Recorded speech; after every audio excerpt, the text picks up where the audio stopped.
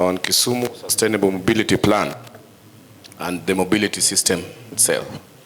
I also appreciate, very grateful to be here to give a presentation and give you the Kisumu status. So we have walked this path, I think, since my inception in the office as a city manager.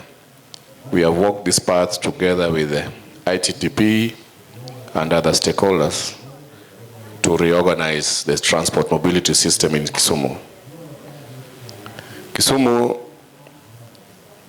first comprehensive transport plan that defines a long-term mobility vision of the city of Kisumu. This comes under the umbrella of the Integrated Strategic Urban Development, ISUD, which Kisumu already has one. Our goal is to provide different and provide efficient, affordable, equitable, safe, and convenient mobility for all Kisumu city residents. We developed with support of Ford Foundation and International Climate Initiative. We developed the ISUD and the plan. Now, the Kisumu Sustainable Mobility Progress has been a development process. We did a assessment where we collected the baseline data and identified transport system challenges. We developed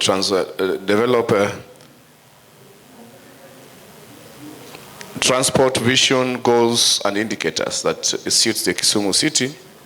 We selected the priority projects to meet the transport goals and implementation and monitoring.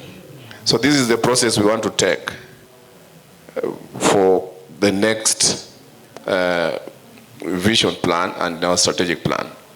So we have done this through workshops. We had a workshop in Acacia in 2018, June. Another workshop at Acacia Hotel in the presence of Kisumu Governor.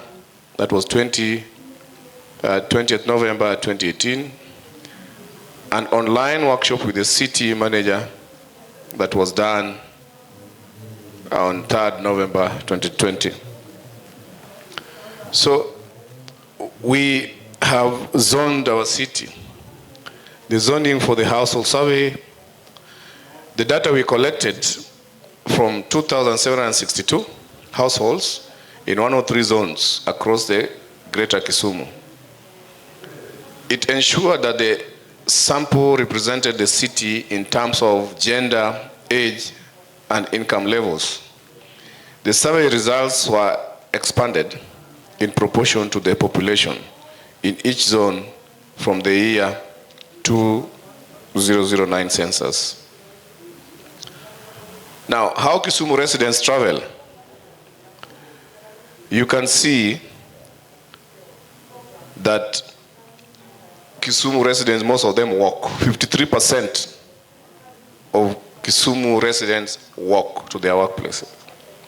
This does not mean that Kisumu is a small city, but I think due to connectivity or due to lack of transport also.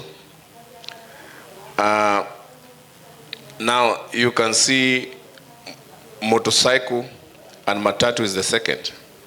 They tie at 13%. So motorbikes and boda boda is utilized at 13%. Then matatu, 13%. Bicycle is, I don't want to talk about it, 3% and 1%, but we are trying to encourage the personal use of bicycles. We are trying to develop the bicycle tracks. Now, the tuk-tuk is 3%, but it is, we want to phase it out so that we remain with motorbike and matatu. The tuk-tuk are a nuisance in terms of noise and carbon emission, although they want to produce the electric one, but we still want them to transform into luggage carrying, pickups, not passenger. How Kisumu residents travel by gender. So, men are lazy, women are strong. In Kisumu, 60% of ladies walk, and only 44% of men walk. Still, women use a lot of boda at 15%, and then matatu also at 13%. So here tuk-tuk is still at the lowest 3%. So men, motorcycle 12%, matatu 12%, and both motorcycles at 11%. But many of them like boarding matatus. So access to transport facilities, there's easy access to border because they penetrate within the estates, in the remote areas of the estate and remote parts of the city. Easy access to public transport. Yeah, matatus, I think, are easily accessible. Good footpaths. We have improved a lot of our walkways, and sufficient street lighting.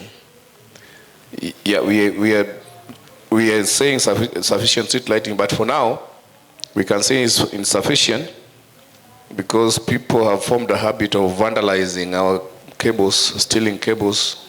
So Kenya Power is becoming expensive because anytime we put cables, they steal. So we are going to solar. We are planning to solarize the whole city estates plus the streets and the walkways. Pedestrian per hour volume. So you can see the movements within the city center. That gives you the pedestrian walk in each hour as they move. You can see 1,400. Those are the highly concentrated areas. The highest concentrated area is 2,300. And this is near CBD and around market areas, near Kibuye and where there are industrial areas.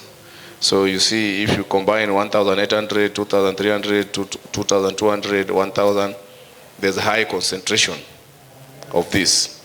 And this is going to change because due to affordable housing, we have one area, CBD 2C, we have like 4 affordable housing projects coming up, which will increase the population. We have a college there, Kisumu Polytechnic. We have one of the biggest estate arena. We have Undiek, Makasembo is coming up, Anderson. So there will be a sudden surge of population, and it will be a very congested area. Although it's a place where you can still walk, so we'll encourage people to do bicycles and walking. So this is Nairobi-Busia Road, the crash map. You can see the movement. It's becoming a busy street. Nairobi-Busia Road starts from Nyamasari as you approach the city, from all corners, homabay, Nakuru, Nairobi, and it takes you to a single lane through the city. So we have a single roundabout, but we have done diversions to decongest the city. We have the bypass to Kondele. We have what we call the Mamba area, and we have the main that passes through the street. So we are decongesting. We have diverted all the trucks and the heavy-duty vehicles to use the bypass. And we are having problems with the sugarcane trucks because we have so many sugar factories. We are creating a road for them to their factories. So Kondele is becoming a bit congested. We have decongested the city because now the city only minimize matatu. The problem is it is next to the main bus park. So most streets in the city lack footpath. As much as we are doing the footpath, we are still struggling to create more footpaths. And we have problems with encroachment of kiosks, hawkers, containers who have blocked the footpath, and footpath also The drainage works are not yet completely done, but we are progressing very well. Now, this is the pedestrian crossing and missing on most streets. This is very dangerous. This is what we are trying to reduce in Kisumu. This is very dangerous and it is life-threatening. So we need painting, pedestrian crossing signals. We are doing most of them. We have done Ogingodinga Street, Uhuru Highway, but we are still, we want to deal with the Nyamasaria, Kisumu Boys, Busia Road, and the Kondela area. So a street in CBD before implementation of the first NMT. So we are doing a lot of MT.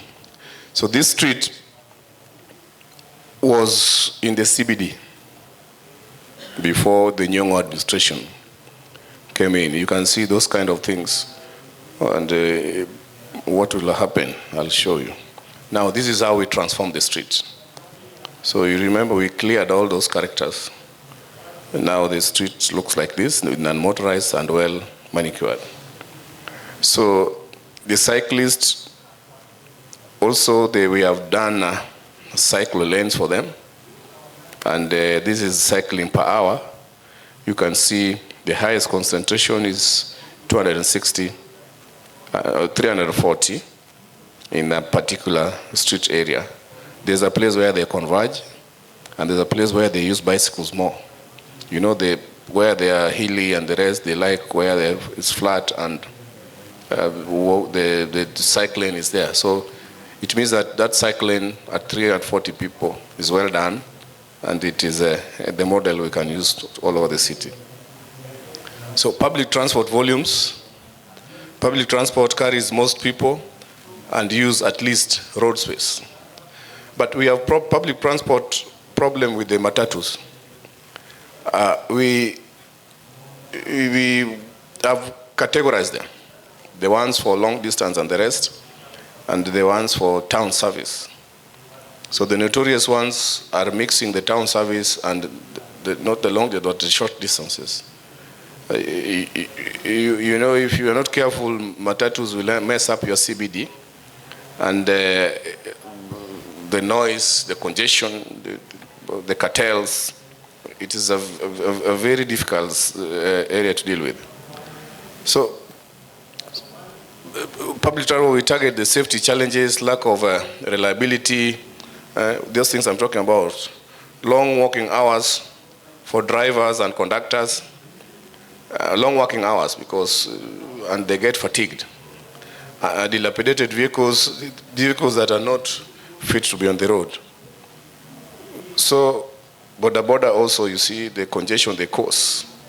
There's a lot of rapid growth because it is becoming an employment unit. So it needs to be organized, and you see those kind of tuk-tuk things. So what we need to do is the gazette on street parking and parking occupancy. Parking areas for bicycles and border and those is what we are designing now to do. It's becoming a problem because everybody wants to park in every street, especially the border people. They can identify their parking anyway. And the public service vehicles, they can identify a road to be a parking area. So Kisumu, this is, the other side is now Kondele.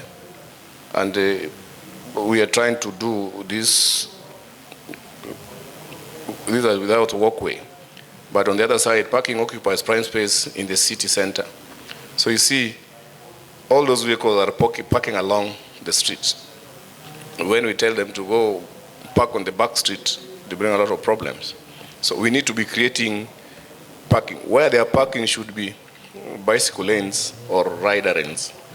But they are parking at the areas where they're not supposed to park. So parking in cities is becoming a problem. So mobility scenarios in Kisumu, that one I think I've discussed a bit when I gave you the statistics. So we have a 10-year goal of delivering all this. So we are funding, trying to find a solution and funding the non-motorized. Non-motorized system is a better solution for every city because it gives widen the street. So we have completed pedestrian rail of 100 kilometers. That's what we target. And then the cycle tracks 31 kilometer, greening and greenway 3.7 kilometer. Then Kenha retrofits 28 kilometer, school zone safety improvements 30 kilometer per hour speed. So high quality pedestrian lane, this is what we design. We have for narrow roads, the entire width should be designed as a low zone. This is the design for high quality pedestrian realm in the non-motorized planning. So there's footpath, you see there's a carriageway, and there's a cycle track. Cycle track is a very important area, and the footpath, so that we distinguish where people walk and where you cycle. People should walk freely without interference of border or what, and the cycle track should not be separated from the vehicle, so that when you leave your line on cycling and you go where the vehicle is, you are crossing the red zone. So this is the Jomo Kenyatta Avenue, one of the streets which we have managed to implement very successfully. And we have a beef with Kenha because we need to redesign. We are trying to restrict road constructors in Kisumu that before they implement, they should sit down with the city and agree on design, because the road contract, they don't come and construct. They don't provide the walking tracks, the cycle tracks, in conjunction with the service lane, sewer line, and all the social amenities that accompany the road in terms of drainage system and the service ducts. So this is the safe pedestrian crossing in Ogingodinga Street. This one we did with Kura after we advised them to do so. And the cycle network in Kisumu that we hope to achieve in the next 10 years. So these are minimum clear width of 2 meters for cycle track, and wider adjacencies, footpaths should be wider than there. So this is the model we use anytime we are doing a non-motorized. But this is what we need the road constructions to do. So they should abide by this, and there should be a grading area in between, separating the vehicles from the cycle tracking. So we have a first phase network. We had done this bicycle sampling. I think Buffalo bicycles came and gave us at least 10 bicycles, and the level of concentrations on where they are. So we hope that we will have a different design for public transport, bus rapid transit. We are working on that. It died, the idea came, it died, but you know this one, you need partners to finance it. So I'm yet to reintroduce it to my board to start shopping for these partners.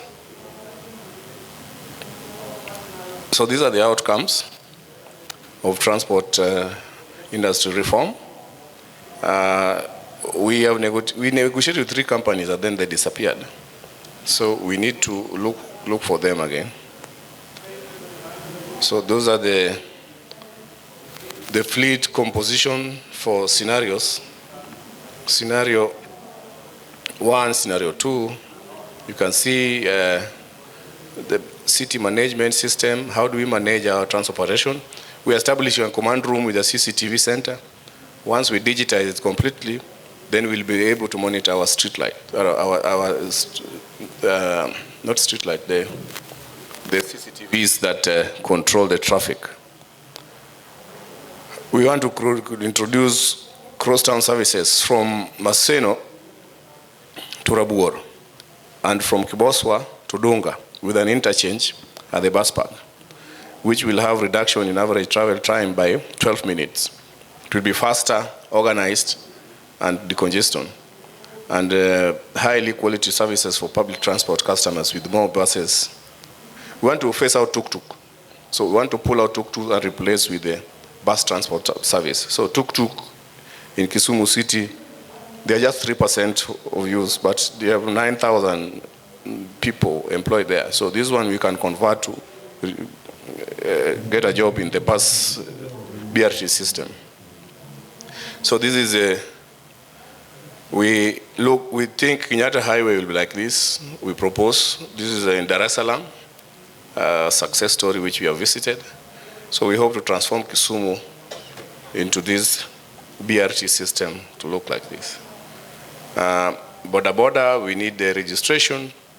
We need one passenger and those traffic rules like Kigali. Kigali has done it very successfully. But tuk-tuk, I think, is not something we want to discuss anymore. Now, I don't want to take a lot of time, but these are the features of an efficient parking system, how it's designed. You can follow me after that, I give you the slide.